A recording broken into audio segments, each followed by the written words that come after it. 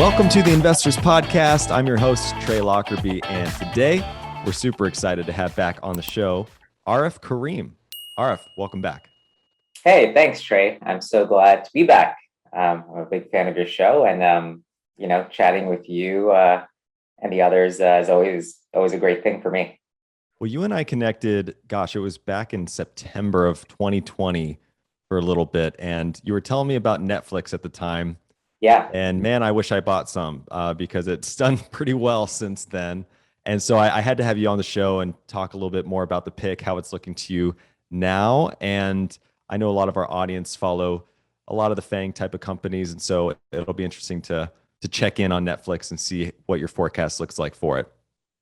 Yeah, sure. Happy to talk about Netflix. It's an amazing company. We've followed it for a long time. We continue to expect that they will continue to execute really well going forward. Huge opportunity in front of them. So Arif, I recently interviewed Robert Hagstrom, who in his latest book broke down this evolution of investing into three phases, basically starting with, Benjamin Graham nets, essentially moving from there to do more of a discounted cash flow type of modeling. And then finally evolving to understanding network effect type of companies. And that's where I feel like I've been transitioning into most recently. And Netflix appears to be a good example of a company with, a strong network effect, or maybe another way to put it is at least a strong flywheel effect, if we use the Jim Collins analogy. So basically a flywheel effect where the more users generating revenue for the company equals higher quality content at a reasonable price, which then leads to more people coming onto the platform and so on. Yeah. So I'm wondering if this is how you see Netflix, if this is what originally intrigued you about the company and how you kind of see that evolving over time. Yeah, sure. That's exactly it. I mean, just a little bit of history. I followed Netflix for a long time, back when it was a DVD business. It's funny, you mentioned the way sort of, Hagstrom kind of talked about the evolution. I take it it's his evolution as an investor, and I followed a very similar path. Starting with what I'd say is kind of the deep value type of an investor, that was under the initial sort of learnings from Buffett, right, early on in my career. But as a practitioner over time, it became clear that most of the value that's created in the market comes from companies that actually build businesses and scale them over time, right? Those that have the ability to compound. And so to your point, the flywheel effect is an important part of that, especially when you're focused on finding companies that have moats, right, that are competitively advantaged. And so there's, to some degree, some level of, I'd call it forecastability, maybe, in terms of what the future might look like based on today's advantages, right? And so when, it's funny, in my former life at a hedge fund, I'm currently with Ensemble Capital, we're long only, but I worked at a hedge fund actually from 2000 to 2007. I was long and short Netflix a bunch of times. And it didn't look like the kind of company that could have a persistent type of advantage necessarily. You had Blockbuster, of course, they beat them. And then you had this issue with, content that they had to license, perpetually. And of course, if you were licensing content, you were beholden to the content owners in terms of what they would license to you for. And so there were times along the way where it just looked like, well, the advantages that Netflix had just weren't sustainable in the long term. And so I was not a believer in Netflix's long-term future as a competitively advantaged, compounding company. Excuse me. However, all that started to change in 2015 when one of my colleagues basically, we had this conversation. He said to me that, and then this was a time when, media companies had done really well from 2010 to 2014, 15. But in 15, there was a little bit of a crisis of confidence in the market around media companies. And they were down substantially and they started to look cheap. And we felt like, of course, media companies have a moat, right? Because they have this content and that's the product and people want to be entertained and they're willing to pay for it.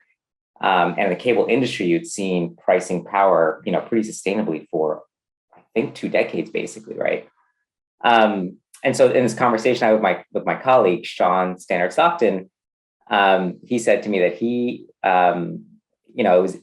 made this observation that the internet basically changes a lot about the economics of media and potential of finding moaty companies that were forecastable in the media space. And I thought it was ripe for hunting. And he, I think rightfully so, had some doubts about whether we could extrapolate, history to the future because of the impact that the internet could have. And to some degree, we hadn't delved deeply into the media space at that point.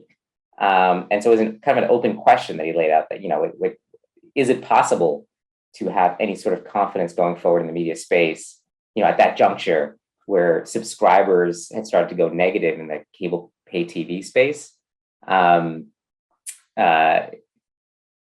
There's this narrative of cord cutting and cord nevers, millennials being too cheap to subscribe to cable.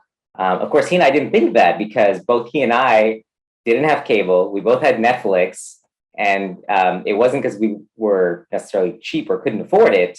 It was more about just the value proposition for us, right? We didn't watch that much TV. Netflix, fulfilled our needs, and that was enough, kind of thing. So anyway, long story short, I started delving into the media space, and I looked at, Disney and Time Warner and Discovery, and Netflix kind of there, but I like I said, I inherently didn't really believe in any sort of a moat that they might have.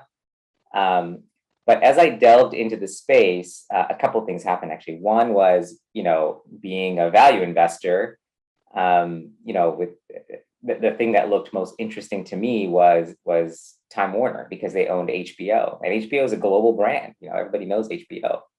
And when you compare the multiple of Netflix to a Time Warner, there's this huge disparity. And yet here you had Time Warner. They had, this massive content catalog, right? Because they've been around for a long, long time. And they generated, new content constantly, right? And then you had HBO, which was a premier network they had built out. It had, large distribution in the US, something on the order of 40 million subscribers in the US. And it was also its content was being distributed internationally as well via licensing. So they weren't making, sort of a per subscriber fee so much as, on the order of like US subscribers, which was, something like $10 to $15 per month. They were making more like a buck or two a month for, sort of, you'd call it sort of loosely subscribers, internationally. At the time, they talked about something like 120 million, global subscribers. But really, it was licensing deals with, international pay TV providers, licensing their content. They didn't have any sort of direct relationship with the subscribers. And so, as luck would have it, Time Warner launched what was called HBO Now, I think at the time, which was their streaming service. This was in April 2015. And so we were all lathered up about this. It's like, here's this opportunity, this hidden gem, that Time Warner really wasn't getting any credit for. And I remember saying at the time that, this is going to be great. And the only thing HBO needs to do, that Time Warner needs to do, is they need to go out and hire, the deficiency they had was being able to reach customers directly, a direct to customer sort of over the internet type of skill set, I guess you'd call it, that I understood to be hard. And I understood them not to have that necessarily, right? So it was something you had to build out.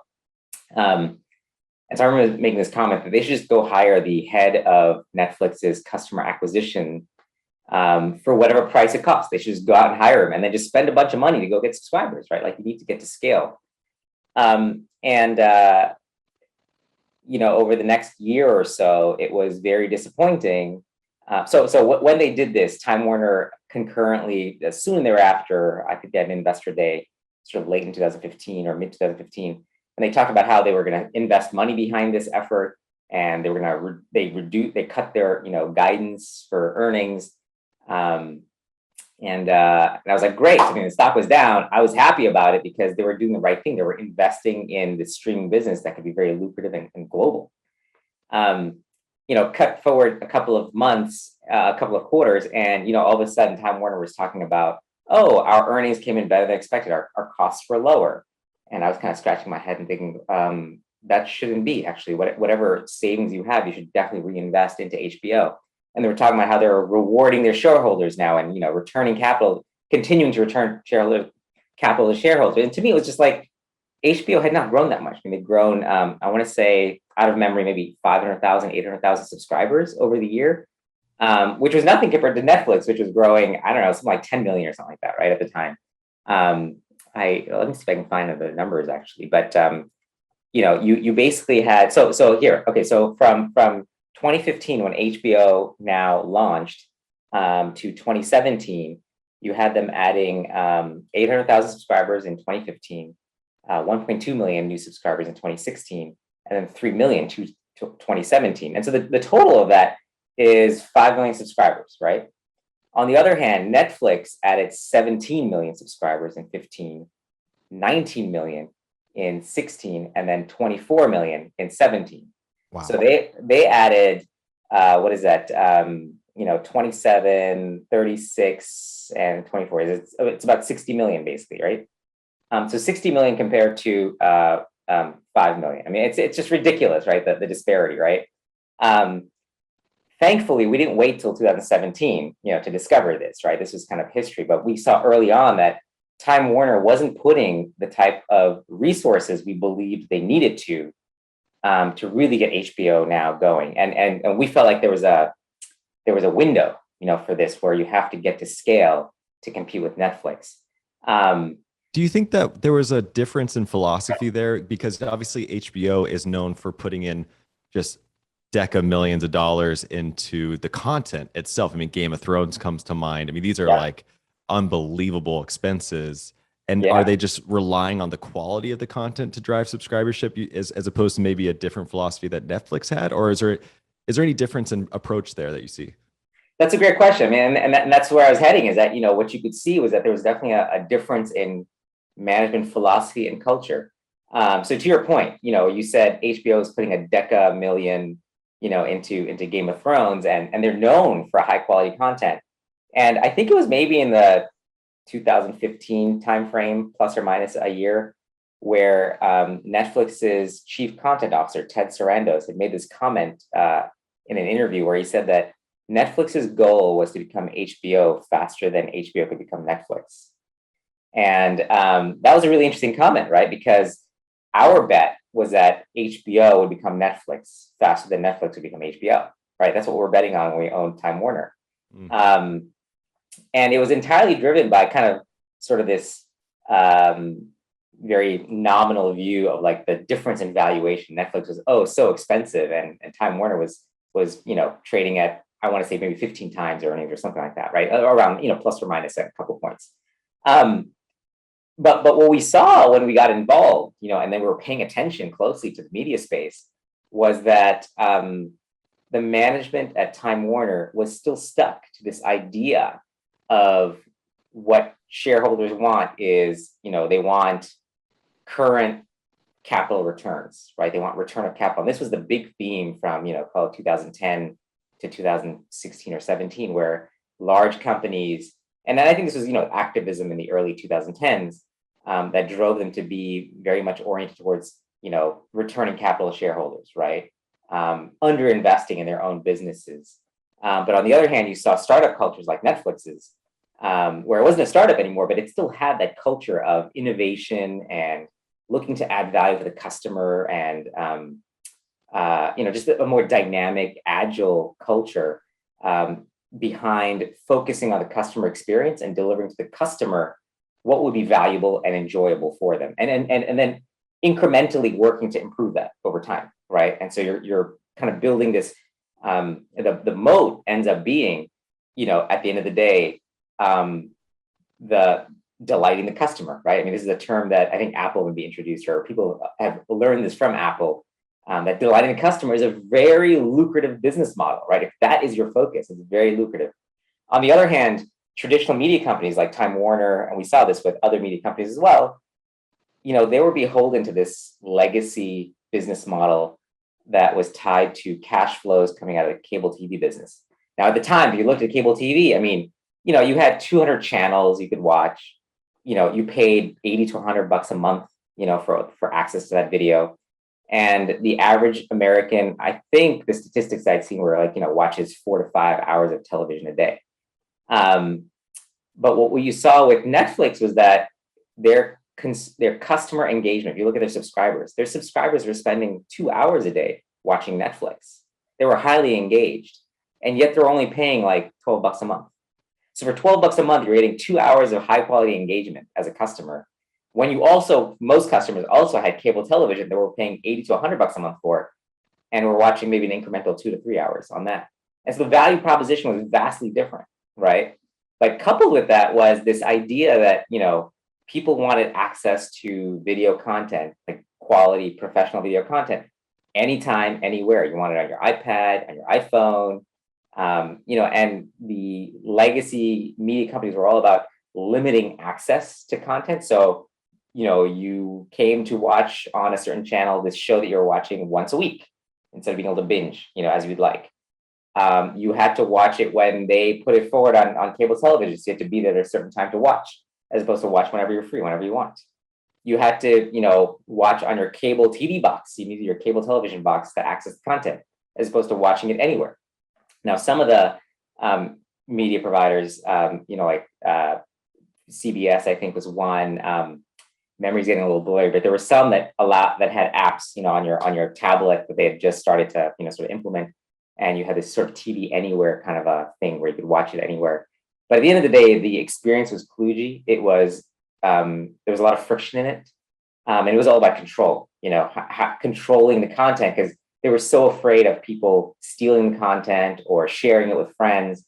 And Netflix really was not, right? And so these are all part of to your question about what does it say about management and really inherently culture of the company. It was all about the viewpoint of, for the media companies, it was very much about profit maximization. I want to control my content because then I want to control the economics around that, and I want to accrue more cash flow for my customers, for myself. Netflix's model was more like, we want to deliver a great experience for the customer. So we'll start with that, and then we'll worry about the other parts, later. And in the process, there's a bunch of learnings that they had, and I'll just throw out one that, to me, was fascinating, which is, this idea of controlling your content, right? So going back to Napster, back in the early 2000s, when the music industry basically sued consumers for downloading music for free using Napster, right? It was about, the media industry sort of learned from that they needed ways to control their content so that it couldn't be stolen, by customers. And that's well and good, of course, right? You don't want that. But on the other hand, with Netflix, their model was more geared around, winning new customers. We want people to watch. We want people to have access to our content. We want them to then want it. And then eventually they'll pay for it, was kind of the belief, right? And so I like to think that, when you shared your Netflix password with your friends and family, what it really ended up being was a viral marketing strategy, really, for Netflix, right? So, it had been in the news for a little bit, and analysts certainly on investor calls would ask about, when would Netflix, clamp down on password sharing, right? When are you going to access this, lost revenue sources by clamping down? And Netflix has always been kind of, danced around that topic, not really, it's sort of like, they've never given like a direct answer to it and how they would address it or when they would address it. And from our perspective, that was just, the company realizing this, but not necessarily wanting to publicly state it, is that, when I share my password with my dad or my sister or my friend, those people are watching Netflix content, right? And for Netflix, there's no incremental cost to them watching it, but of course, it could be incremental revenue that they're losing. However, when you look at Netflix's plans, their sort of standard plan allows you to have 2 simultaneous content streams. And so if there's a third person that tries to access it, you'll get a notification or they won't be able to get access to it. What'll happen then is maybe you'll upgrade to their high tier where you get 4 contiguous streams. So instead of controlling monetization by the number of users. Netflix was controlling monetization via the number of streams. And from a customer perspective, if your content provider comes to you and says, you are stealing content from us by sharing your password, right? That's wrong. You're being a criminal. It's a very different experience than saying, oh, you used up all your quota of streams. Would you like to upgrade, to add more? And that way it's like very easy to sort of like, oh, I'll just upgrade, or I'll split it with my friend or whatever, right? So anyway, I want to come back to your kind of that flywheel effect. Yeah, you're touching on the moat a lot, which is something I really am curious about because, admittedly, I'm a customer of Netflix. I watch it probably right before bed almost every night with my wife, and I find it to be a resource for very bite-sized type content. And I have so many questions around this. Well, the first one was if you know anything about the strategy with comedy, because Netflix leaned in really hard early on with live comedy specials, and it kind of makes sense economically in my mind, right? Where it's probably cheap to produce, relatively speaking. You get a lot of value for little, and there's a lot of it out there that you could produce pretty quickly. But it's certainly become, I guess what I'm comparing that to is like, that's where I would think to go first rather than an Amazon. And I have other purposes for why we go to Amazon, which I want to get into as well. But maybe I'm curious if you know anything about that strategy or what's kind of come out of that, or how you kind of see the use occasion of Netflix versus some of the other platforms. Yeah. So, I mean, comedy is a good one to touch on. One of the nice things about Netflix's model is that they've focused on building scale, right, on subscribers, right? And today they're the largest scale content provider globally, right, with over 200 million subscribers. And of course, for Netflix, a subscriber is a subscription, right, which means that there are probably an average, we're guessing here, but an average of 2 to 3 viewers of that content, right? We're subscribing per subscription, let's call it, right? When you have that level of scale, and you can go back to when they have 60 million, 80 million, 100 million, you've got a diverse set of tastes, right, amongst that subscription base. And so early on, Netflix was able to get data, or because there's a two-way connection over the internet, they're able to collect data on what people are watching, how long they watch, and then create these profiles of sort of subgroups of consumers that they're addressing. And obviously, things like comedy became a big genre that led to success, for Netflix, and continuing to drive that flywheel of new subscribers joining and engaging, really, right? Which also, the higher the engagement, you can see Netflix then chases that with, incrementally higher pricing, right? So yeah, I mean, comedy is one area that they've invested in, and although the production costs might be low, what they pay the talent has been increasing over time. But there's other types of content too. I mean, Netflix. Interestingly, going back to that comment about becoming HBO before HBO became Netflix. I mean, most recently in the last couple of years, Netflix has been rivaling HBO in the number of Emmys they're contending for, right? Which speaks to the quality. But at the same time, some of the most popular content that Netflix has is Adam Sandler movies, which are not really high quality, but people enjoy it, right? I mean, it's some of the most popular content on Netflix.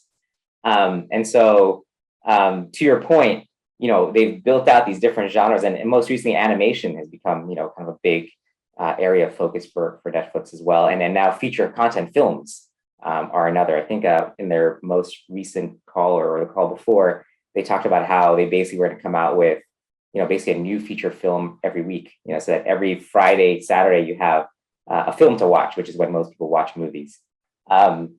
Which again is going kind of the HBO model, right? HBO, I think it said once that 60% of subscribers only watched movies, and they had first dibs on, that window post theatrical release on movies across several studios.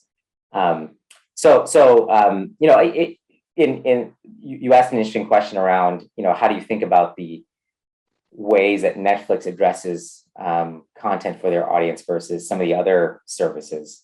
I guess a good example of this, Yeah. a good example of this is, at least for me, basically every Friday, our family developed this tradition of family movie night, and we have a 3-year-old son. And so my 3-year-old son, we're kind of just like introducing him to all the classic Disney type movies.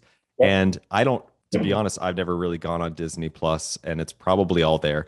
But what's been easier for us is just going on Amazon. I can type in, you know, Frozen, rent for $3.99, and within like literally half a second, that movie is playing. It's so easy and sticky in that way. Yeah. But a platform like Netflix is lacking in a lot of those classical movies that you can't access as easily. So I'm kind of curious about that distinction, and if that's intentional, or if Netflix aspires to eventually own the rights to a bunch of content like that, or if it's just the moats are around the rights and they're pretty, I know Amazon bought MGM Grand, for example, specifically for rights. So, is everyone just kind of carving out their own piece of the pie that'll be pretty defensible over time in your mind?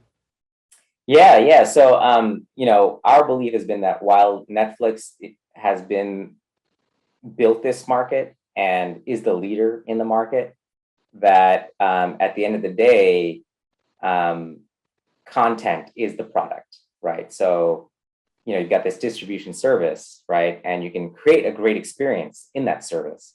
But if you don't have the right content, then the service is kind of not really useful, right? Because the product is the content.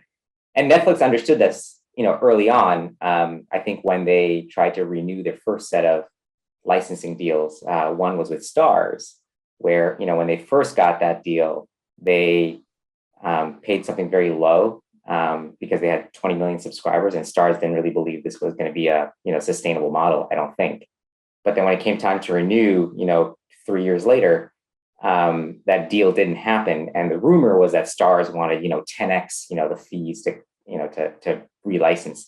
And that's kind of around the time that Netflix started its own initiative to produce its own content, original content, kind of getting to this point, which is that they saw that over time, as media companies that they were licensing from understood that Netflix was actually winning customer attention away from them via more lucrative channels such as cable television, that they would start to limit content to Netflix, like licensing content to Netflix, or charge exorbitant prices, and Netflix would be beholden to them.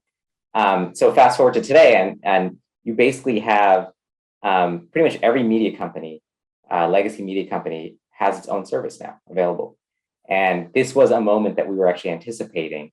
But the key is to understand what those moat sources are for the different media companies. So, to your point, if you have a 3-year-old kid and you want them to watch all the classic, basically Disney movies, the way to go about it is, either renting on Amazon or subscribing to Disney Plus, right? And when you think about the market, right, no company will have a monopoly on the best content in the world. And that market for video content around the world is, trillions, right? It's a huge, huge market, right? What you have is a transformation in how that content is being delivered, how it's being produced, what it costs. And in that, we believe you can have, a handful of global winners, but it's going to be global scale. It's going to be this duality of, very large global scale players and, this long tail of smaller, very niche content providers, right? And you or I will probably subscribe to 2, 3, 4, different subscriptions to get the entire bundle of content that we want. Amazon has an interesting model in that early on, they've always been about, selection. Selection is the big thing with them, right? And so it's interesting that when you go on Amazon, so not only do they provide free, video to Prime subscribers, akin to like a Netflix, right, where you're paying a subscription fee, you're getting some set of content for free as a result. But they also have kept it open so that you can actually rent content that's not actually provided on their Prime platform. But then also you can subscribe to streaming services. Like, in the past, I've subscribed to Showtime via Amazon, right? And so they kind of just want to be the marketplace for everything, not just their own, just like in retail, right? There's things you buy from Amazon retail directly, but then there's all these third-party retailers that also sell via Amazon. So for Amazon, they've got a pretty unique model from that perspective. It's all about offering you the broadest selection of everything, whether it's content or goods. Whereas, I think the most interesting launch in the last couple of years has been Disney, obviously. And it's one that, we've been kind of waiting for. Like, when is Disney going to do this? Because when we thought about the legacy incumbents that would be potential competitors to Netflix, what became clear a couple of years ago to us was that Netflix had gotten to such a scale where because it's globally focused, right? Like, global scale market is a big market. And when you have the amount of revenue that Netflix was bringing in, and you couple that with the rate of growth in revenue by bringing in new subscribers and also incrementally raising prices, what you have is a player that can basically buy any tentpole content they want, right? As long as it's available to buy. And the thing to realize is that, when we think about Disney content or MGM content or Time Warner content, those guys are, they're kind of a middleman, right? They're a curator. Who really makes the content are the creators, right? The directors, the screenwriters, the actors. And Netflix has just as good a chance of winning that talent to produce for it as Disney does or Time Warner does, because it has a scale. But there's a lot of other incumbent media providers, legacy media providers, that just wouldn't have the scale because they're all regionally focused. Most media was regionally focused in the past, whereas with the proliferation of the internet, especially wireless, you've taken what used to be a regional scale business and made it a global scale business. And so if you can't make that leap to global scale, you're not going to be able to compete. You won't be able to pay the price. So we're going to see big dollar prices, right? Like, oh, you paid, we already see, movies costing a couple, $200, $300, $1 million to make. So you pay these high prices. But the thing is, the more subscribers you have, the lower the per subscriber cost ends up being. And so the scale economics accrue to the largest players as a result of that, for that best content, right? And that's what really pulls in new subscribers into your service. So I hope I've answered your question. Yeah. Around kind of how to think about these different services. Awesome. What is the best metric in your mind? Let's start with financials first, and then talk a little bit more about business metrics. Yeah. But for a fast-growing company like Netflix, you mentioned earlier, okay, it was a PE of X, but is that even a consideration with something like Netflix? Obviously, the earnings, as you were saying, you're expecting them to reinvest those as they scale, and you want them to. Yeah. So should we even pay attention to PEs? And then, or is it something like price to sales or any other key ratios that you watch for high, fast-growing companies like Netflix? Yeah. So, ultimately, our way of figuring out the value of any business ultimately relies on what we expect the future cash flows to look like, right? And all businesses have various periods where they invest cash flow for growth. In the case of Netflix and lots of technology companies, they invest via the profit and loss statement, the P&L, right? Where it's investing in marketing or content, things like that. Whereas a company like Walmart or Home Depot kind of went through similar growth periods where they invested in stores, but you don't expense a store, you actually depreciate it over some period, 20 or 30 years or whatever it is, right? And so you get this dichotomy in terms of how value is measured from an accounting perspective, because a lot of accounting rules are basically oriented towards kind of that legacy economy, which is the tangible world economy, not necessarily the intangible world economy. Michael Mauboussin, who's a great thinker in finance and financial modeling, talks about this in at least one paper, but I think it's more than one paper if memory serves. So for us, ultimately, the value of any business ends up being around the future cash flows that you expect.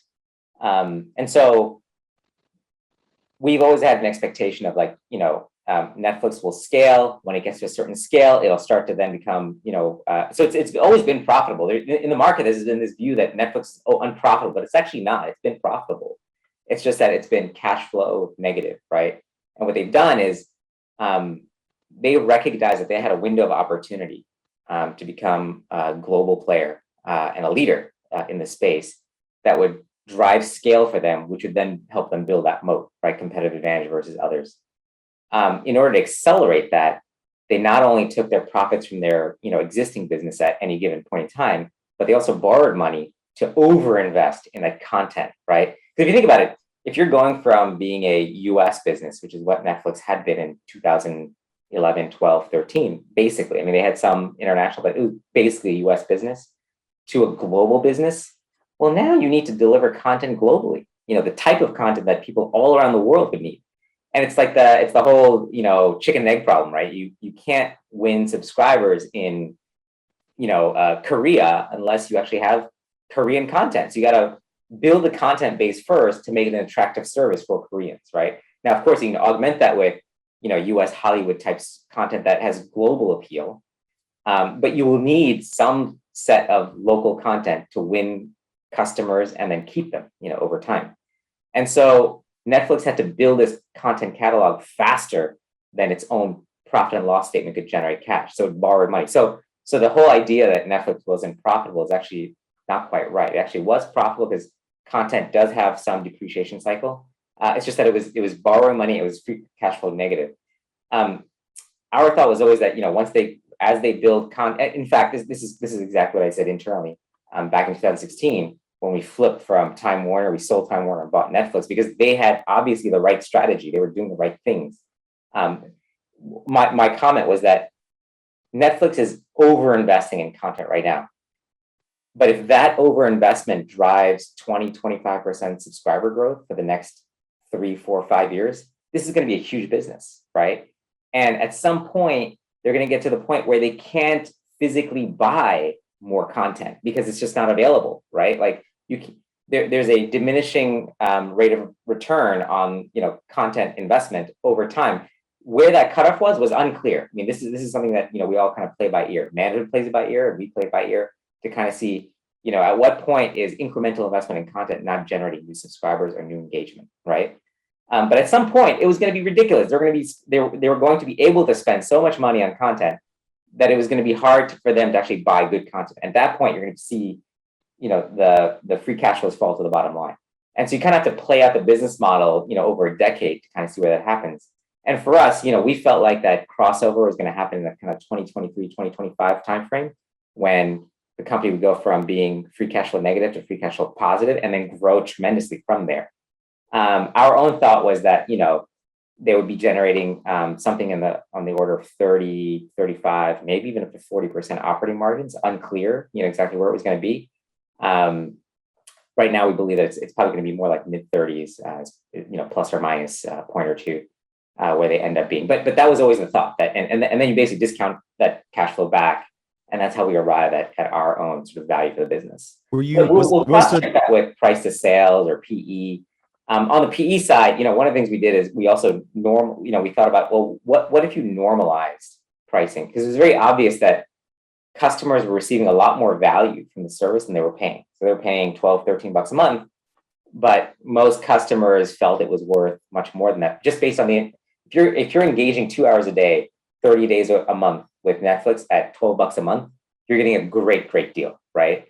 And then we also saw a history of price increases. Usually about $1 a year for the service, and churn would sort of spike a little bit in that quarter, and then it would settle down, and the company would continue to grow, massively in the quarters after that. So if you normalize for that, we sort of arrived at kind of a back of the envelope, value PE multiple of in the high teens to low 20s, which seemed very, very reasonable when you looked at the growth and the moat.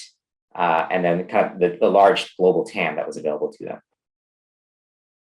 So was your input for estimating the cash flow positivity based on a certain amount of subscribers?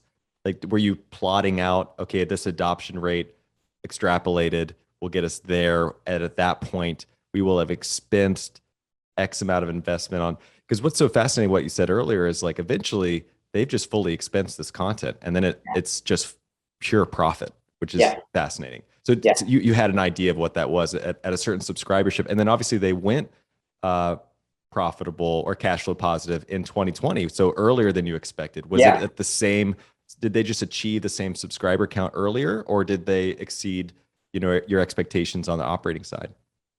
So, forecasting is an art, right? I mean, no one knows the future. So we're all sort of giving it our best guess.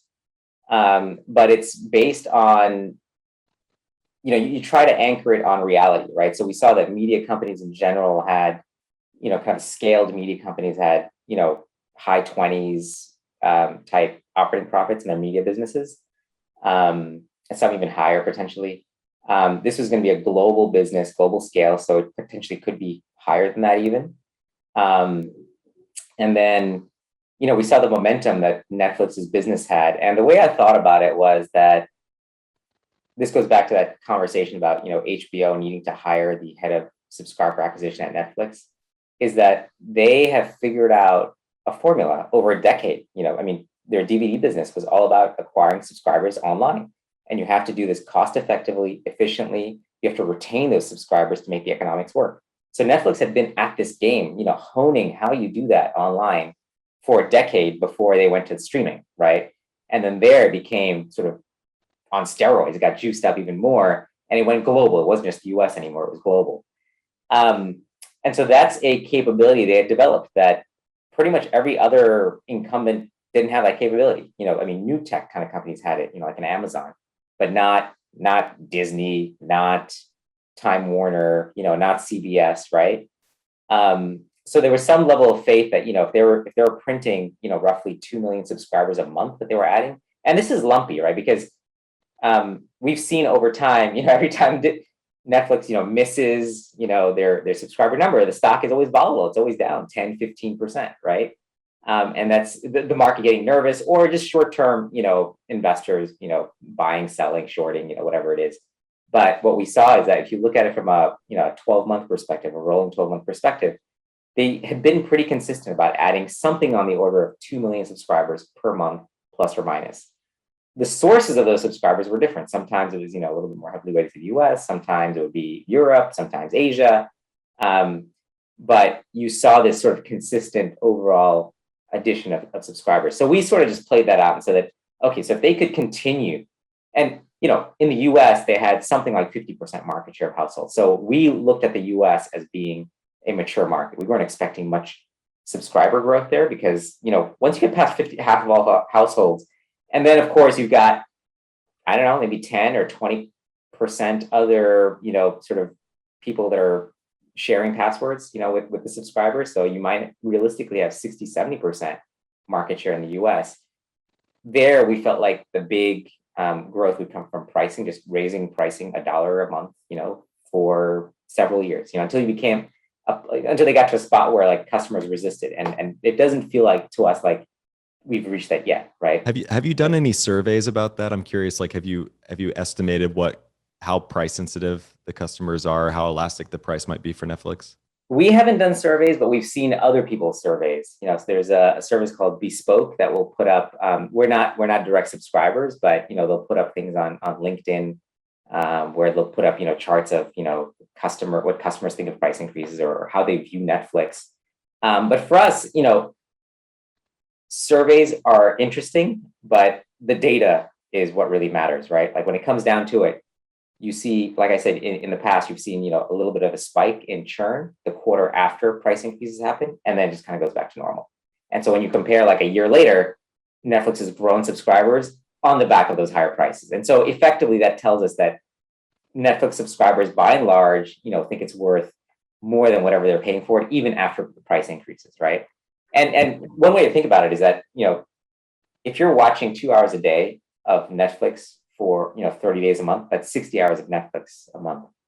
And at whatever, $12 a month, $13 a month, $15 a month, even it's less than the cost of a cup of coffee, right? Every day.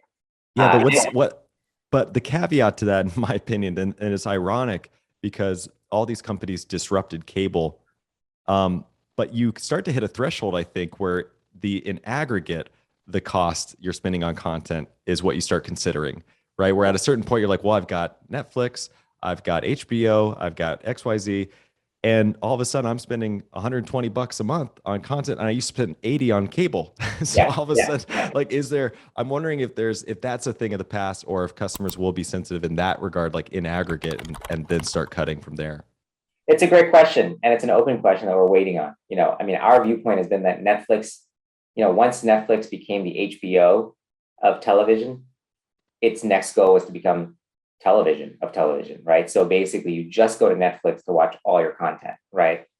On the other hand, people have various tastes, and every household has, a few different household members that might have different types of content preferences. Going back to your question about comedy, right? The different genres that Netflix has added over time, that's all investment in content. That's all investment in trying to engage as much of your attention across your household as possible, right? Because eventually Netflix wants to be the $25 streaming service or the $30 streaming service. You pay $1 a day for all your TV needs, right, from them. And while, many people have this sort of nostalgia for, Disney cartoons or Star Wars or Marvel, which are great, right? Obviously, I mean, huge amounts of money that they make on the theatrical releases, and then the engagement they get from customers. But if eventually you just come down to basically Netflix and Disney that cost you $40 a month, let's say, maybe 50. But look at the type of content you're getting, right? The quality of content between these two services. I mean, it's pretty amazing, actually, compared to like the majority of the content that you get on cable television, right? I mean, it's a huge step up in quality. But at the end of the day, from our perspective, and I think this is true of Netflix's perspective, they want to be your television service, right? At 25, 30 bucks a month. And the way we think about it is that Netflix, and surveys have shown this, that most subscribers to streaming think of Netflix as kind of the base platform service they start with, and then they'll incrementally add other services depending on the content they want to watch. So, when Billions is on Showtime, they'll add Billions, Showtime for a couple of months, watch Billions, and then they're kind of done. They'll stop subscribing to that. And then maybe when there's a new Marvel movie, they'll go to Disney and they'll, subscribe to that. If you have kids, then, Disney's a lot stickier. But as an adult, I mean, you run out of content on Disney pretty quick. And this is the other part of the flywheel, right? And Disney obviously has learned this and knows this, and they're investing in this. But the part of the flywheel, coming back to that topic earlier, is that the more subscribers you have, the more revenue you have, the more dollars you have to invest in content, new content, which then engages your current subscribers and draws new subscribers, which brings more revenue, which gives you more content dollars to spend on new content, right? So it's a cycle. Disney talked about, Disney has been a phenomenal success. And I make the argument that I really admire Disney because they were late-ish to the game. I mean, I was surprised how long it took them to get into the direct streaming business, because along with HBO, Disney was the other one that has a global brand recognition. They've got, as you mentioned, right, this IP, the catalog of content and brands and franchises they have is incredible, right? Globally known. I have to hand it to them. I mean, they did an incredible job. Disney always comes across as a company that talks about the premium content that they have, right? There's various companies that talk about it, but Disney really does have premium content.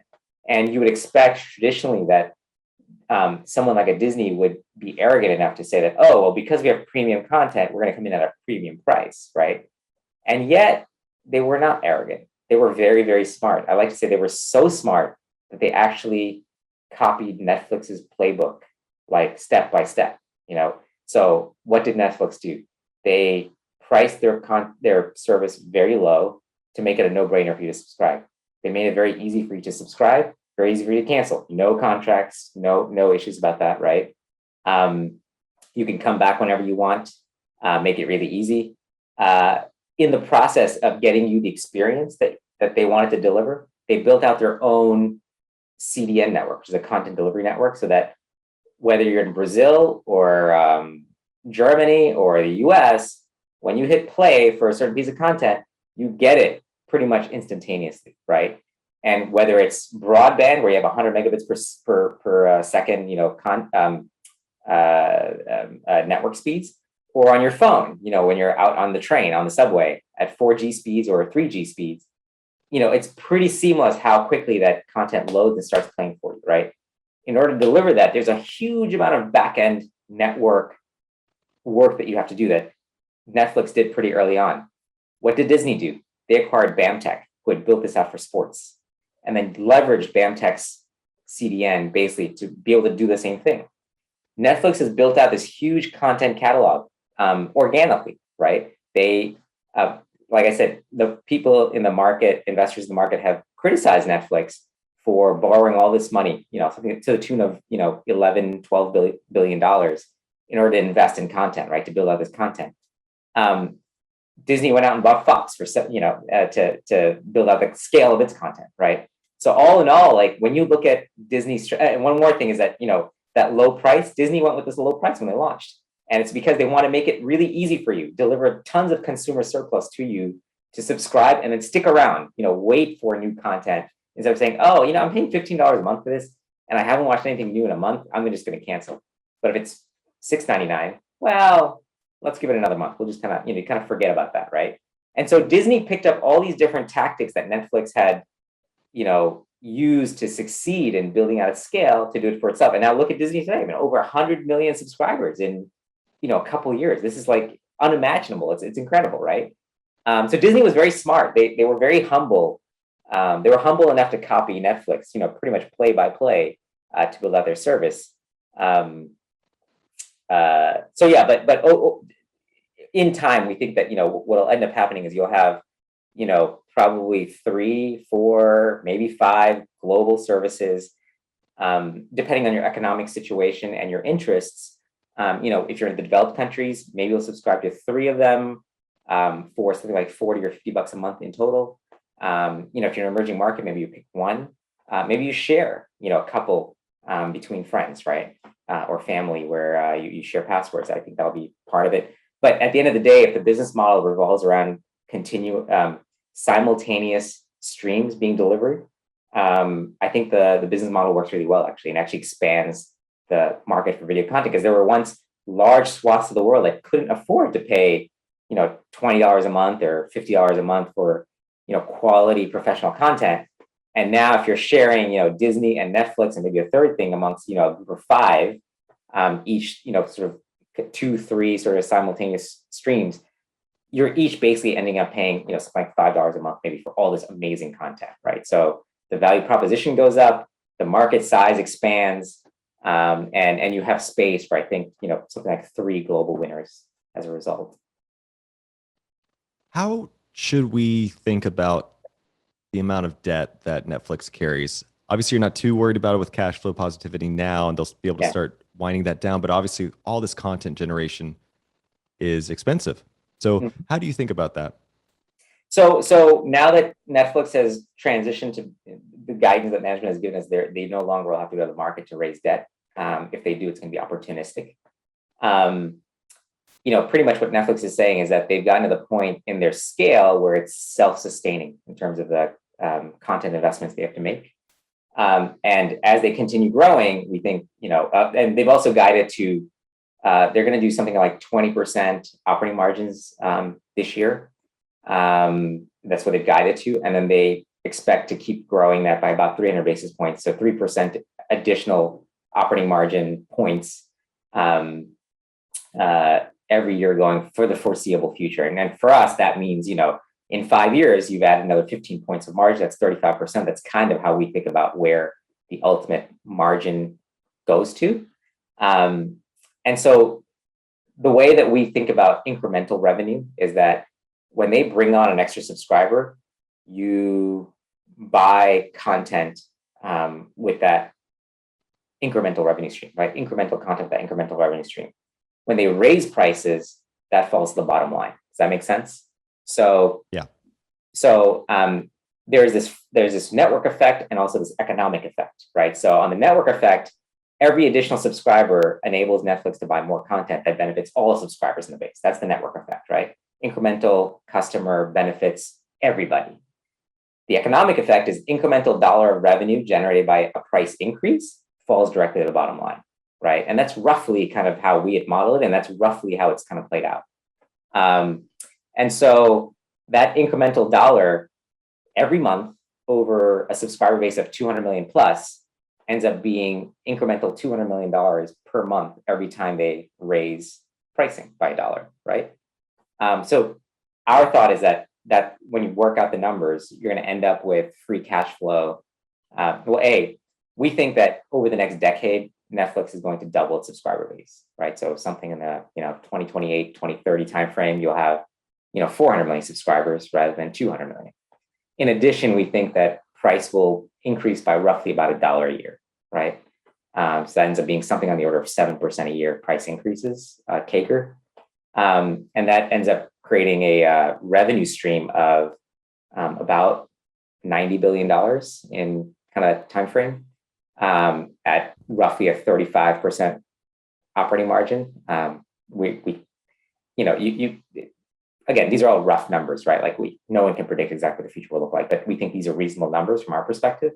And that'll generate something on the order of, 18, 19, $20 billion in free cash flow. So a lot of their debt comes due way out in the future, a few years out. And so I think the total debt today is on the order of $14 billion, if memory serves, $15 billion. So, being able to manage that sort of a debt load is fairly easy from that perspective. It's in fact, we think that they should actually borrow more money over time and do more. So what more could they do? How do they add value? And this is one of the things that we think a lot about. I mean, when I think about ultimately, and this goes back to my comment about, which was really where the insight sort of formulated, was watching how kind of the traditional, shareholder focused company like a Time Warner focused on shareholders and profitability, right? Because shareholders care about profitability, right?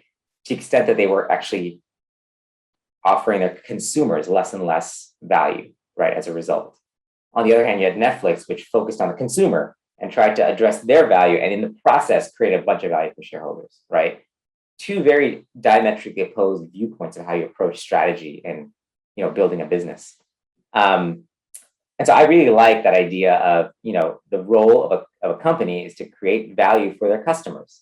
And in the process, to also share that value with stakeholders. So it's employees, it's partners, in this case, it's content creators. And there's been different profiles of high profile content talent that have gone to Netflix because they were easy to work with, better economics, just all sorts of cultural things that, they got more freedom from Netflix. It was like a win-win-win. It's like you got more freedom, more money, and a larger viewing audience to watch your content, right? 200 million subscribers. So I mean, anyone who makes content, that's what they care about. Is like, how many people watch my content? How much money will I make? And how much creative freedom will I have to make that content? And Netflix offers the best of all those worlds, right? Relative to legacy media. And so, to see a company be able to do that is amazing. And I think that's entirely ingrained in the culture of a company, and entirely the reason why the company's been so successful in disrupting this, multi hundreds of billion dollars, of industry, right? In a way that would have been really hard to imagine back when the Time Warner CEO called Netflix the Albanian army that was trying to, take their little guns and attack, this big giant media industry. So going forward, I mean, there's various ways that Netflix can add more value. And of course, that drives subscriber engagement, new subscriber additions, and the ability to increase pricing over time. And increase pricing in a way that customers are okay with. This is the key. Pricing power is not that I can shove pricing down your throat and you have no choice. That's one way to do it. And I think that's how most, sort of Buffett-esque, I don't think Buffett thinks this way actually, but I think Buffett-esque investors who've learned from him think of pricing power as I can cram down pricing on you because I can, right? Because you need my thing so badly. I think the better way to create a service or product is one where the customer gets so much value that they kind of don't mind if you charge them more, because they're like, I love this. Look at Apple. This is like the epitome of pricing power, right? You can buy a smartphone for $200, but you pay $1,000 for an iPhone. I mean, this is just mind blowing, right? Ferrari is another one like that, where you can buy a Honda Civic for $20,000 and people pay $250,000 for a Ferrari, right? Again, these companies are creating so much value for their customers, however you define that value and whatever that customer set is, that customers are willing to hand over money to them. They're begging them to take their money, basically, right, for their products. So with Netflix, I mean, they just announced recently that they're going to enter gaming. They're going to add gaming to their service, which, we've done some work on the gaming industry. And I mean, it's very mainstream, very ubiquitous. There's a big global market and exactly the market that would be consuming content, right? So anyway, these are other ways that Netflix adds value, and so potentially could surpass our forecasts even over the next decade. I want to talk about those forecasts a little bit. I have one last sort of two-part question for you again, which is basically, now that we're cash flow positive here on Netflix, how do you see that cash flow growth continuing? And then what are you discounting it back to? I guess another way to ask is, what's your discount rate to get back to today? And, another way to think about it is just what's the intrinsic value for Netflix, and how does the price kind of compare to that in today's market? Yeah, sure. I should timestamp this too, that we're recording mid-August, August 18th. So price is a little over 500. Sure. Yeah. So, like I said, like our sort of forecasted model, that goes to kind of the 2028, 2030 timeframe, forecasts Netflix growing subscribers. So the bulk of the growth in subscribers will come from international markets. We really don't care too much about US subscriber growth because we sort of have had the viewpoint this is a mature market. It's exceeded our expectations actually, in that it has actually grown. But where we do think that the US contributes is on pricing. So Netflix has much greater pricing power here because we are willing to pay a lot more for video entertainment than, like, say, a customer in India or or even Europe actually, right? So we do think that the US contributes to pricing over time, which falls directly to the bottom line pretty much. We see most of the subscriber growth coming from international markets where the penetration rate is sub 10% still from our viewpoint. And so if they're successful in doing what we think they can do, which is, grow revenue to like 90 billion, on the back of, call it about 10% subscriber growth over the next decade. This is a compound annual growth. It's basically doubling the number of subscribers today to, sort of 8 to 10 years from now. Pricing grows about 7% a year. And operating margins grow to, 35, 36, 37%. We see revenue of about 90 billion and free cash flow of about 20 billion. And so when we discount that back, we do a WACC, kind of weighted average cost of capital discount. We think Netflix has guided to roughly 15 billion in debt that they'll have in their balance sheet. We think they can actually grow beyond that to something like 2 times EBITDA. We think of their equity cost of capital as being kind of the standard 9%, which is what the market has returned over time. In the past, when we first invested in Netflix, we had a higher equity discount rate because we thought it was riskier. It was unknown how well the international markets could develop. The US was very developed. It was very mature. So that could get a 9% kind of a discount rate. It's kind of a standard average market discount rate. But international was, they were investing in, that was a much, kind of riskier business. And that was just unknown, right? But there was a lot of upside that could come from that. But today we sort of see the international business as being known. I mean, they've demonstrated they can grow it quickly. They've demonstrated and this is the other thing that Netflix does really well is they've taken the business model of content production from being a very local one. So if you think about US media companies, they produced in the US. European media companies, they produced in Europe. Netflix is the first that has a global production capability, and they take that global production and they distribute it globally so that, some of the biggest shows in, Latin America are big shows in Europe. And I assume at some point there'll be big shows in India because culturally, there's a lot of similarities between Latin America and India, right? Indian shows have been distributed globally. And, one of the big shows here was Sacred Games that came out of India, and it was subtitled. There's European shows that have been done really, Lupin, there's a French show that has done really well here, but it's all in French, right? So we're seeing this ability to basically source content globally and distribute it effectively globally, which no one else has done yet, right? This is the first thing Netflix done. And from that comes a lot of advantages, economic advantages in content production, right? Because the US is one of the highest cost content production regions, whereas, India or other parts of Asia, parts of Europe, Latin America, these are lower content cost production places. And yet the value that you can generate from it is global, right? So we watch in the US, we're a high value market. Europe is a high value market. So there's lots of economic plays in there that make precisely pointing to what content costs will be in the future kind of hard. And also what the margin will be kind of hard. But we think kind of a mid-30s margin is a reasonable estimate. So when you bring that back down, to what we think the fair value of the company is, I think you're going to be surprised. It's given the $500, I think it's like 520-ish price that we're at today, we actually think this is worth $870. Wow. So there's quite a bit of upside, yeah. But that's, if you believe those forecasts, right? If you believe those forecasts, and depending on what your cost of capital, what your cost of capital assumptions are, it'll be different. But from our perspective, given our framework, 870 is kind of what we think it's worth. Yeah, it's just fascinating. It's going to be continuously, endlessly fascinating, I think, to just see these huge companies continue to grow in major ways over time. Yeah. So, Arif, this has been fantastic. I've really enjoyed talking with you about Netflix, and I learned a lot. It's a product I use all the time, so I had a particular interest in it. Sure. And yeah. You've been right about the stock for a long time, and it will be interesting to see where it goes from here. But thank you again for taking the time to come on our show, and we always love having you back. So hope to do it again soon. Oh, you're very welcome. I love chatting with you and your colleagues. It's always a great conversation, and I'm glad you found it interesting, and I hope your audience does too. Fantastic. Talk soon. Cheers. Thanks for watching. Make sure to subscribe and hit that notification bell so you don't miss out on the next podcast episode and new investing resources. What are your takeaways and thoughts on this discussion? Let us know in the comments section below.